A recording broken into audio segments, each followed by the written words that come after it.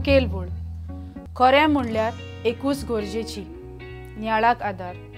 आयज पवित्र सभा बागयोन मार्ताचो उगडास करता।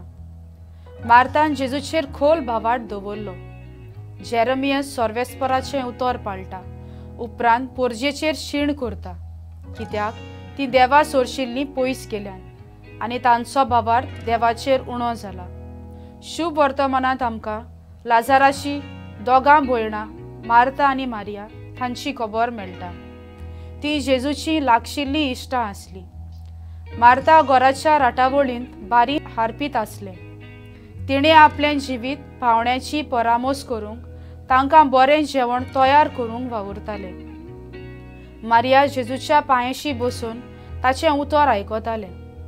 जेजूक अदीक गरजेचें आसलें आपल्याक वेळ दिवन आपलें निराशीपण आनी आडखळी कोणें तरी आयकूंक आनी आपल्या जिवाक समाधान दिवंक, कित्याक जेजू जेरुजाल्याचे वाटेक आसलो।